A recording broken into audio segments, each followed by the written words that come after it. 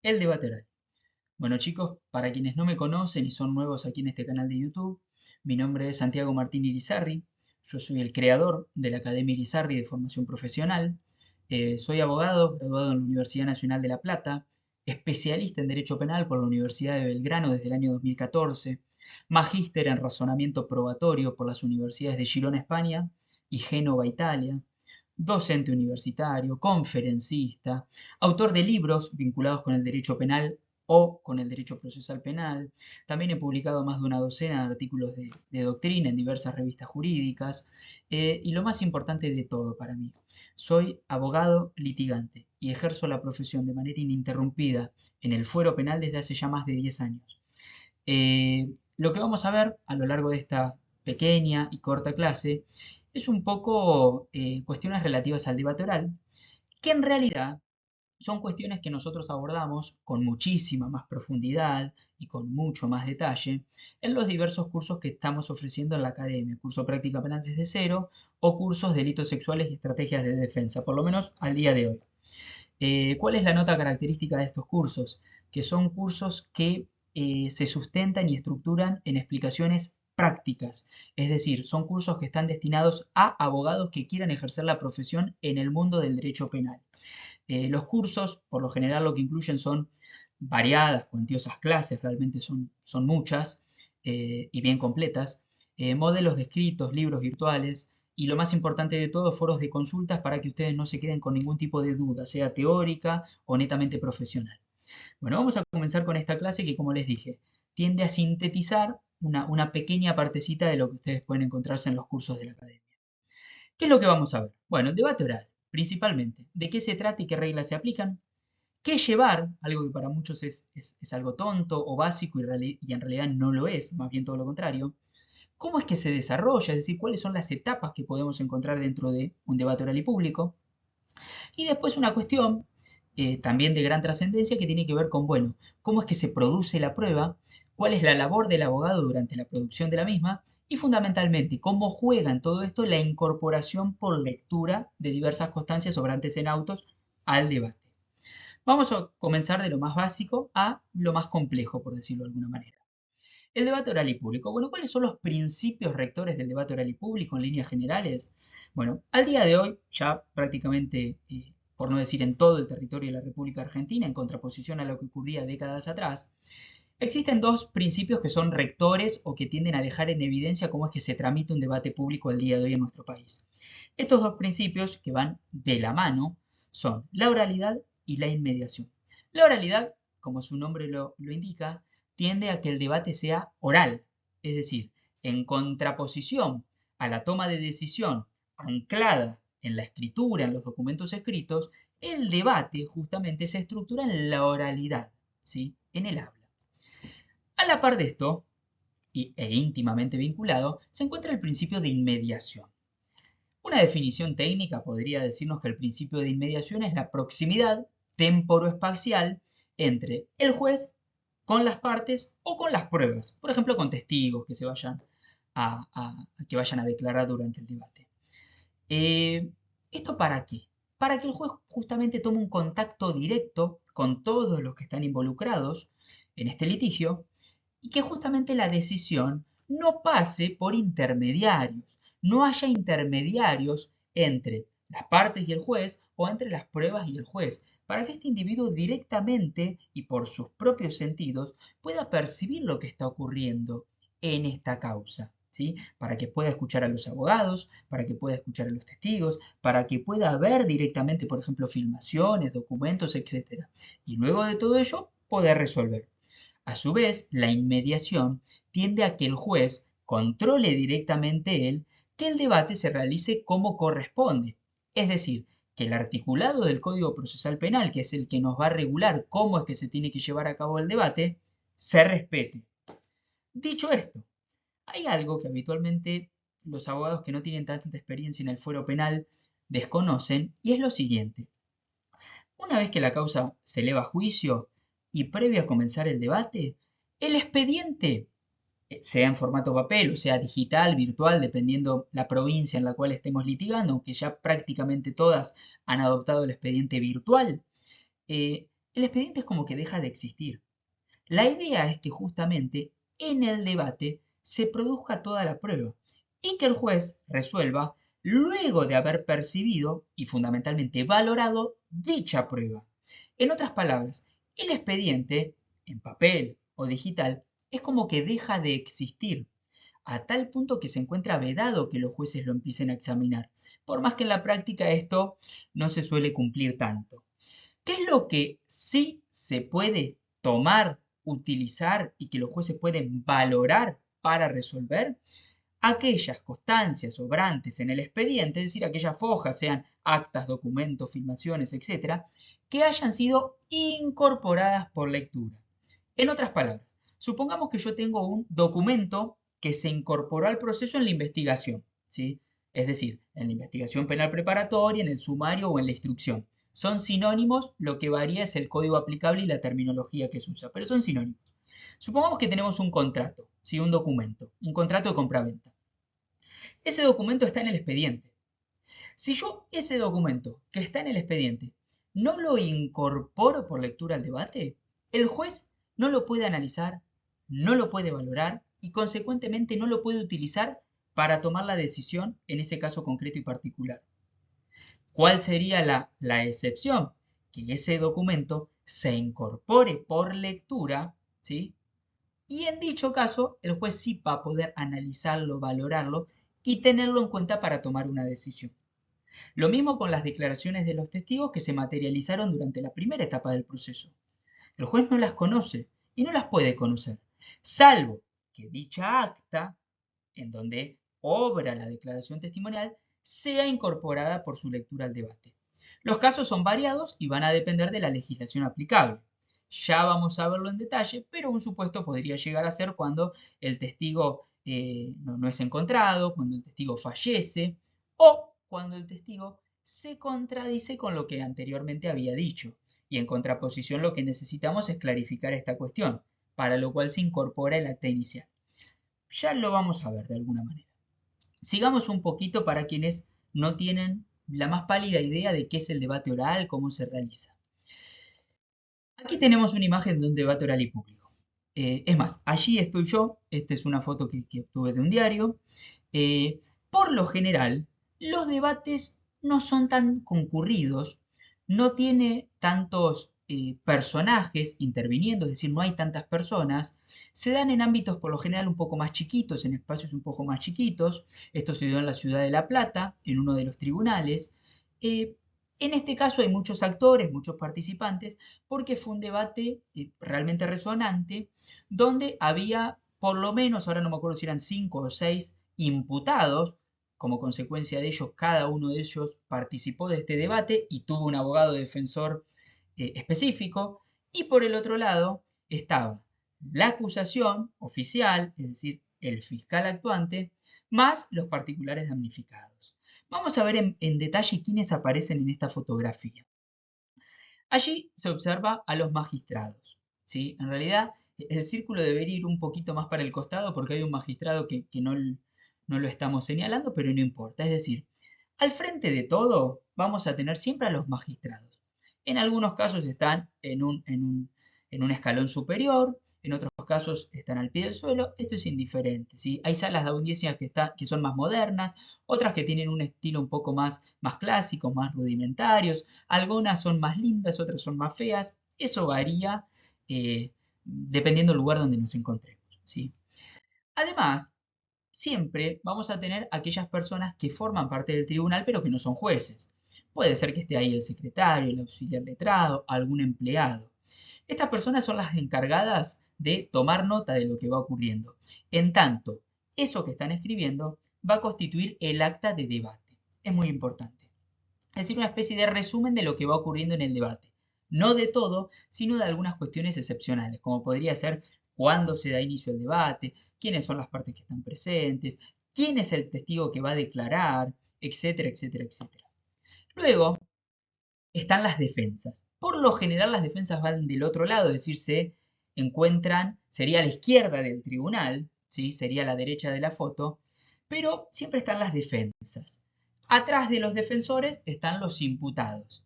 Si no hay muchos defensores, el imputado por lo general va al costado del defensor. Enfrentado a las defensas están los acusadores, el fiscal, por ejemplo, y los particulares damnificados o querellantes con sus abogados, dependiendo del código procesal aplicable. Y en el centro de la escena, en el medio de la sala, siempre hay una sillita donde justamente se va a sentar el testigo. En este caso hay dos personas ahí porque esta persona que estaba declarando hablaba en otro idioma y consecuentemente necesitaba de un traductor. Si nosotros tuviéramos que graficar esto, esta sería la imagen, es decir, el juez arriba de todo, o los jueces si es un tribunal, el testigo en el centro de la escena, las defensas de un lado, la acusación del otro, y de este lado, el público. Hay debates que son muy concurridos, generalmente aquellos hechos que son de trascendencia mediática, periodística, de interés social, y hay debates donde no hay público directamente, están todas las sillas vacías. Ahora bien, como dijimos, vamos de lo sencillo o básico, elemental a lo complejo. Aclaro, cuando hablo de sencillo, elemental y básico no significa que no sea poco importante. Ojo con eso. ¿Qué llevar a un debate oral y público? ¿Papel y lápiz o una computadora, es decir, una notebook? Eso es sustancial. ¿Por qué? Porque durante el debate nosotros vamos a tener que ir tomando nota de todo lo que ocurre. Fundamentalmente de lo que va planteando o diciendo la contraparte y fundamentalmente de lo que van diciendo los testigos. Luego nosotros, en los alegatos de cierre, muy probablemente tengamos que hacer mención a lo que el testigo dijo. Justamente, para eso tomamos nota. Códigos. Si bien nosotros podemos prescindir del Código Penal, nunca podemos prescindir del Código Procesal Penal aplicable. La realidad es que es obligatorio, prácticamente diría, llevar el Código Procesal y que esté actualizado. Y uno, previo a asistir al debate, conocerlo, saber qué artículo es el que legisla cada situación procesal en particular, para tenerlo bien fresquito. El auto probatorio. El auto probatorio, para quien no lo tenga presente, es aquella resolución del tribunal donde se hace mención a la prueba que se va a producir. Por lo general se enuncian cuáles son los testigos que van a participar de este debate, es decir, está la nómina de testigos, y a su vez, y esto es muy importante, van a estar enunciadas todas aquellas constancias del expediente que fueron incorporadas por lectura. Recordemos lo siguiente, el expediente es como que deja de existir, salvo todo aquello que es incorporado por lectura. Si hay algo que está incorporado por lectura, yo lo puedo mencionar en el debate. Si no está incorporado por lectura, yo no puedo hacer alusión a ello, porque estaría contaminando a los juzgadores justamente, haciéndoles saber cuestiones del expediente que no deberían saber. ¿Sí? Si yo quiero hacer mención a una constancia obrante en autos, tengo que constatar que la misma está incorporada por lectura. Y si no lo está, tengo que peticionarlo. Ya vamos a ver cómo lo peticionamos si es que no lo peticionamos al ofrecer prueba, ¿sí? En su momento, en una etapa anterior. Dicho esto, ¿cómo es que se desarrolla más o menos un debate? Recomendación para no olvidarme. Todo aquel que no tiene experiencia, le sugiero que vaya a ver un debate oral. Los debates orales tienen una gran nota característica y es que son públicos. Cualquier persona, más un estudiante de derecho o más un abogado, tiene la potestad, el derecho a concurrir y ver el debate. Entonces, ahí uno ya por lo menos pierde ciertos temores, adquiere ya algunas certezas con relación a cómo es que se materializa un debate y de a poquito va aprendiendo. Entonces, no pierdan esta oportunidad. Háganlo.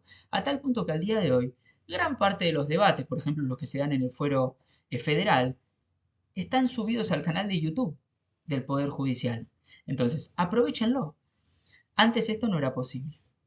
¿Qué es lo que ocurre? Bueno, cuando se abre el debate, obviamente que el presidente del tribunal, es decir, quien dirige, en el caso de un tribunal, si hay 3 jueces, ese debate, da formalmente por abierto, por iniciado el debate oral y público, y lo primero que hace es, por secretaría, es decir, preguntándole a la secretaria o al secretario, la concurrencia de las partes, quiénes están presentes. Está presente el fiscal, está presente el particular damnificado o el querellante, está presente las defensas, está presente el imputado. Perfecto. Una vez que se comprueba la presencia de todas las partes, ¿sí? Se da ya inicio al debate. Lo primero que se hace es el juez toma directamente contacto directo con el imputado y le realiza algunas preguntas tendientes a conocerlo y fundamentalmente a identificarlo. Principalmente quién es, qué edad tiene, dónde vive, a qué se dedica o a qué se dedicaba, si tiene algún apodo, cómo está compuesto su núcleo familiar, si tiene hermanos, mamá, papá, hijos, etc. ¿Sí? Tiende a identificarlo al imputado. Y se le explica, ¿sí?, de manera sucinta qué es lo que va a ocurrir en el debate. En concreto se le dice cuáles son sus derechos y obligaciones, que no son demasiadas, por lo menos no son demasiadas las que se les enuncian. En lo que es a los derechos se le dice, bueno, usted tiene derecho a participar activamente del debate, tiene derecho a declarar, si decide hacerlo, tenga presente que se va a someter al interrogatorio de todas las partes, si decide no hacerlo, quédese tranquilo porque eso no va a significar una presunción en su contra. En otras palabras, se le explicita que esto es un derecho que tiene y no una obligación. A su vez, a modo de deber, se le dice que debe estar atento a todo lo que ocurra, es decir, tiene que prestar atención. Y que si quiere plantear algo, peticionar algo o requerir algo, tiene que hacerlo por medio de su abogado defensor, a quien podrá consultarle en cualquier momento, ¿sí?, sin pedir permiso. Luego de ello, es decir, luego que se identificó al imputado, luego que se le explicó sucintamente qué es lo que va a ocurrir para que lo tenga presente, se da ya inicio a lo que es el debate propiamente dicho, ¿sí? ¿Qué significa esto? Que viene la primera etapa donde se realizan los alegatos. Alegatos de apertura. En los alegatos de apertura, quienes van a tomar la palabra son la Fiscalía, el querellante o particular damnificado si es que lo hay. Pequeña aclaración, que esto es un error bastante común y grosero. El querellante y el particular damnificado no es el abogado. El abogado es quien representa al particular damnificado o al querellante. El querellante o particular damnificado es la víctima constituida como tal, ¿sí?, o el afectado por la comisión de un delito, pero es el cliente del abogado y no el abogado en sí. Bien. Quien alega sí es el abogado. Luego lo hace la o las defensas y a partir de ahí comienza la producción de pruebas. Ya vamos a ver cada uno de estos momentos. Una vez que la prueba termina de producirse, es decir, que se materializó la prueba que cada una de las partes necesitaba producir durante el debate, vienen los alegatos de cierre, donde cada una de las partes argumenta en pos de que se haga lugar a sus pretensiones. Generalmente, la parte acusadora en pos de que se condene al imputado, la defensa lo hace a fin de que se lo absuelva o que se aplique una calificación legal conveniente o una pena inferior a la requerida por el fiscal. Ya lo vamos a ver. Arranquemos, ¿sí? Alegatos. Bueno, lo primero que tenemos que tener en cuenta, y esto es importante saberlo, los alegatos van en orden, es decir, se materializan de forma sucesiva o progresiva. ¿Qué significa esto? Que primero alega la parte acusadora y luego de ello alegan las defensas. Nunca al revés. Nunca al revés. En lo que hace a la acusación, es importante, y esto es lo que ocurre, que la parte acusadora esgrima correctamente el hecho que se le pretende o que se le está adjudicando al imputado y que haga mención a la calificación legal, ¿sí? En otras palabras, la acusación lo que dice es lo que va a demostrar, el hecho que luego va a acreditar o que va a pretender acreditar en el curso del debate. Si hay un abogado que representa al particular damnificado o a la querella sería, tiene dos posibilidades. O realizar consideraciones por encima de lo que dijo el fiscal actuante, es decir, añadir cosas, establecer una hipótesis de trabajo paralela o, eventualmente, limitarse a adherir, que es lo que habitualmente ocurre, ¿sí? Luego de ello, se le da pie a las defensas para que esgriman sus pretensiones. Algo importante.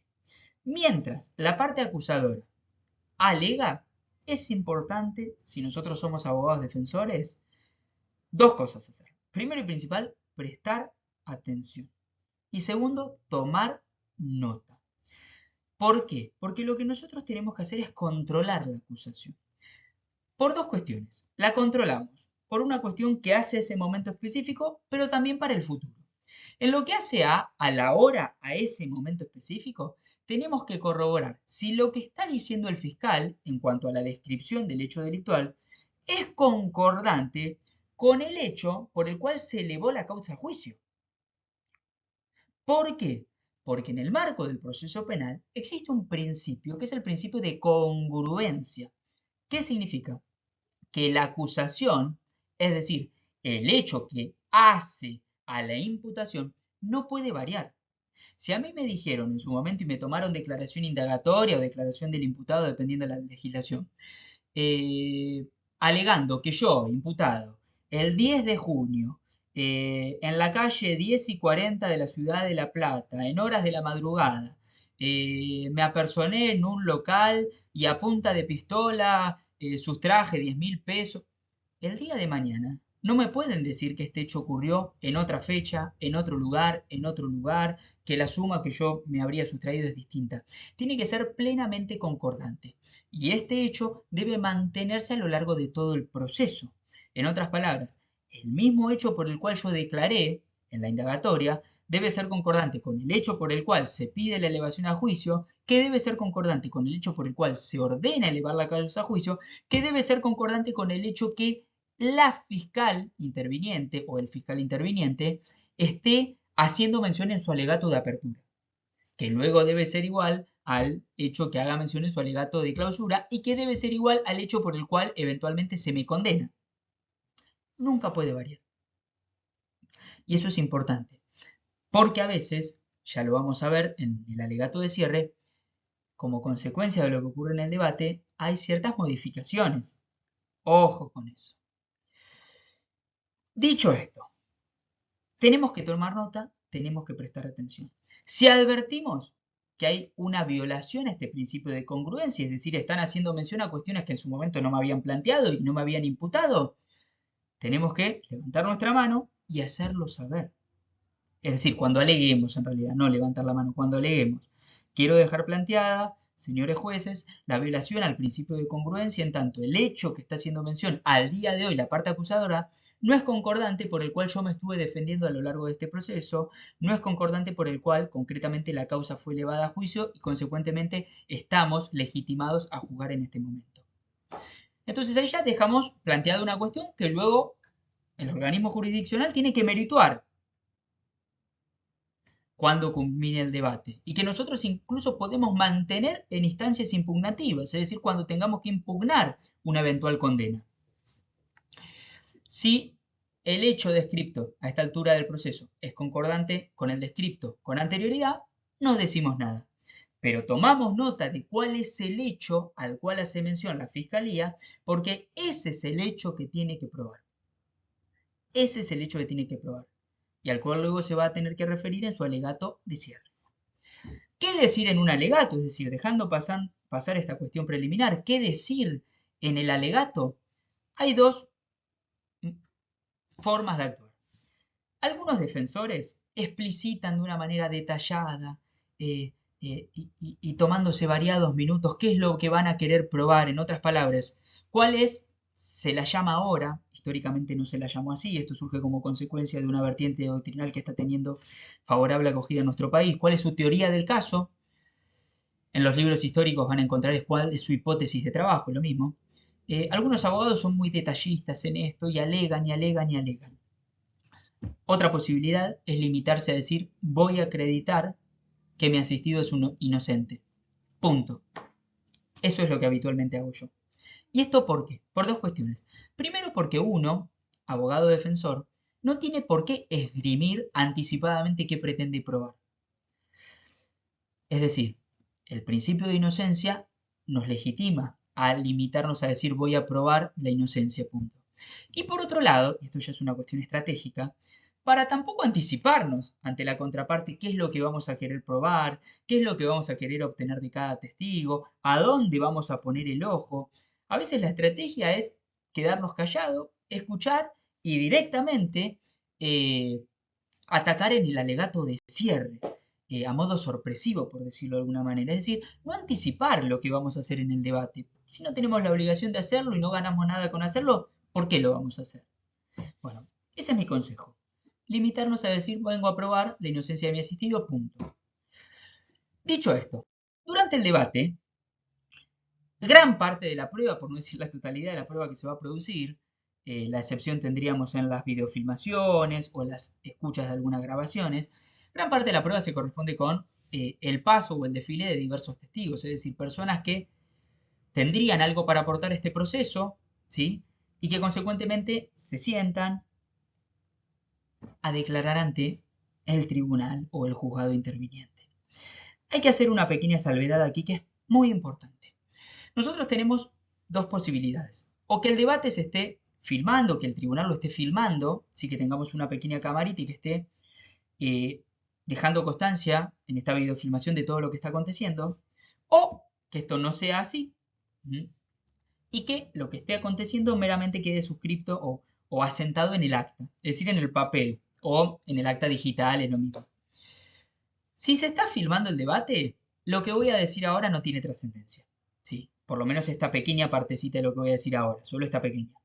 Ahora bien, si no se está filmando, todo lo que ocurre en el debate va a quedar en el acta.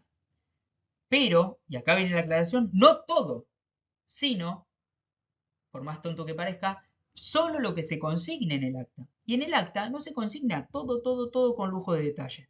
Solamente se consignan algunas horas. Por ejemplo, siendo el lunes 14 de febrero a las 14 horas se da inicio al debate. Se corrobora la presencia de fulanito. Se comienza con la declaración del testigo J. Culminada la declaración del testigo J, se da inicio a la declaración del testigo B.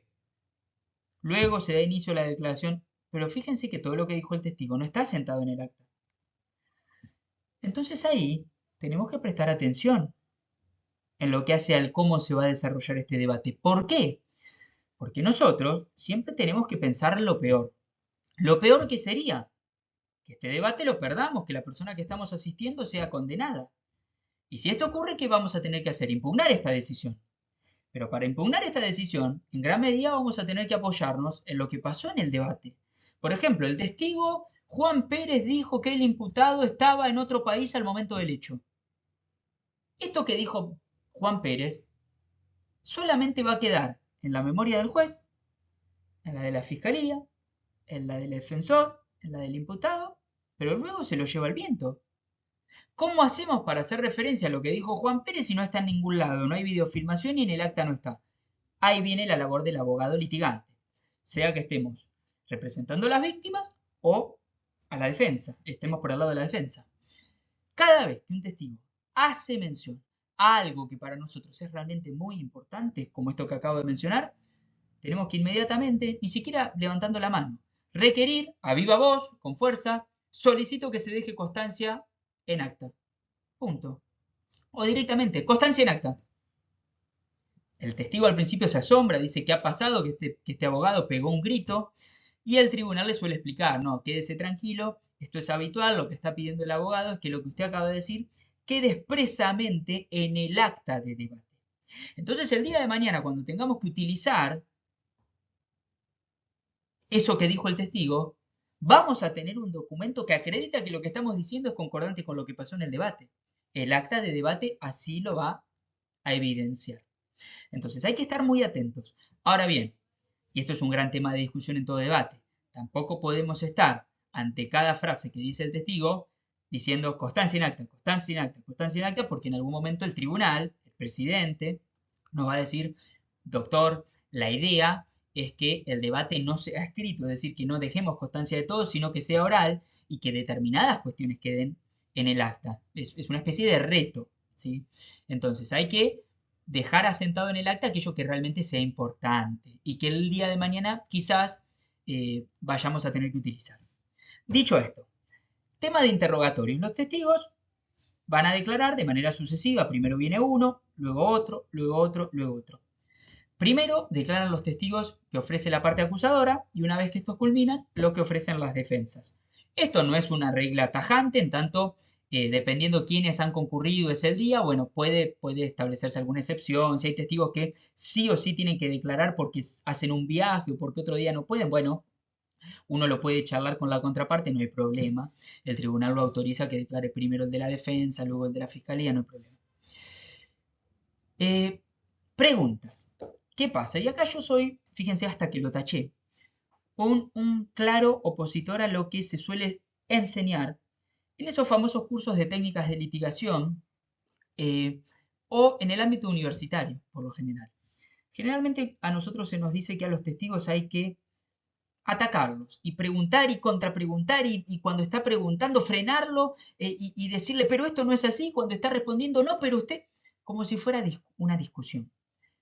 Yo le soy totalmente honesto, si nosotros hacemos esto, que se nos enseña en la facultad o en estos cursos, en un debate, el juez no nos lo va a permitir.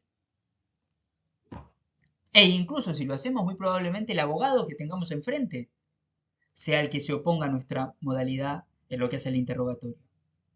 Al testigo hay que dejarlo hablar. Al testigo hay que hacerle preguntas claras, específicas. Y nunca pueden ser ni confusas, ni tampoco pueden ser, la mayoría de las legislaciones así lo explicitan, indicativas, sugestivas. Generalmente en todos estos cursos o en el ámbito universitario las preguntas que nos enseñan a hacer son sugestivas e indicativas. Esto no se puede. O por lo menos, al día de hoy, la amplia y gran mayoría de jueces no nos lo va a permitir. La pregunta tiende a que el testigo pueda explayarse, la pueda comprender y pueda contestar. ¿A fin de qué? A fin de que nosotros, mediante su testimonio, logremos arribar a la verdad, a lo realmente acaecido. Esto no es una batalla con el testigo. Al contrario, el testigo es un colaborador con la justicia y lo tenemos que tratar como tal. Por supuesto, en el marco de una declaración, uno a veces puede empezar a advertir ciertas contradicciones, incoherencias o hasta falsedades. Gran parte de las mismas uno va a tener que explicitarlas en el alegato de cierre. En algunos momentos incluso uno puede denunciar en el momento al testigo por un falso testimonio, requerir que se abra una causa penal, que se corra, puede hacerlo. ¿Qué es lo que tenemos que hacer? Y esto es muy importante. Yo lo que les sugiero es que ustedes vayan con un boceto de preguntas para ya de antemano saber más o menos a dónde apuntar con cada testigo. Fundamental es haber leído previamente lo que el testigo declaró, si es que declaró en la etapa previa. Tener el acta de la declaración. Y repasarla, no solamente el día anterior o varios días antes, sino minutos antes de que el testigo declare. ¿Por qué? Porque nosotros justamente vamos a tener que controlar que lo que dijo en su momento sea concordante con lo que está diciendo ahora. Si el testigo me dijo el auto era rojo, no puede venir al debate y decirme el auto era azul. Y si me dice el auto era azul, me tiene que explicar por qué antes dijo que era rojo, qué pasó en este interín. Justamente las lagunas, es decir, lo que dijo en su momento pero ahora no lo recuerda, no lo dice, por el paso del tiempo, por ejemplo. Al igual que las contradicciones, antes me dijo auto rojo y ahora me dice auto azul, son causales para que los abogados, o las partes en general, puede ser el fiscal, por supuesto, peticionen la incorporación por lectura al debate de la declaración anterior, es decir, para que esa foja del expediente pase a formar parte del debate y que los jueces la puedan valorar. La mayoría de las legislaciones expresamente establecen que la versión oral no puede suplirse por la escrita. Ahora bien, si yo tengo un testigo que me dijo rojo y ahora me dijo azul, ese testigo no es tan creíble, es un testigo que por lo menos nos da que pensar. Su testimonio es un poco endeble, algo hay. Entonces, eso es muy importante. Les aclaro, todas estas cuestiones en el curso Práctica Penal desde cero la vemos con total profundidad, incluso el ofrecimiento probatorio, la incorporación por lectura, las causales para incorporar por lectura, pero bueno, en esta síntesis, desde parte de este curso, hacemos por lo menos mención a ello. Finalmente, ¿qué viene? Bueno, vienen los alegatos de cierre, es decir, una vez que se haya producido, materializado toda la prueba, el debate o la etapa probatoria se da por concluida y vienen los alegatos. Al igual que ocurrió al inicio, primero alega el fiscal, si es que lo hay, alegan las querellas o la querella, el particular damnificado, los particulares damnificados, y luego la o las defensas. Este orden siempre tiene que respetarse. Estrategias. Cuestiones a tener en cuenta. Lo que hace la acusación, lo que sí o sí tiene que existir, tiene que darse y no puede obviarse, es la mención al hecho, es decir, la parte acusadora tiene que explicitar cuál es el hecho que a su criterio se ha acreditado y que constituye o termina de constituir la acusación, de conformar la acusación.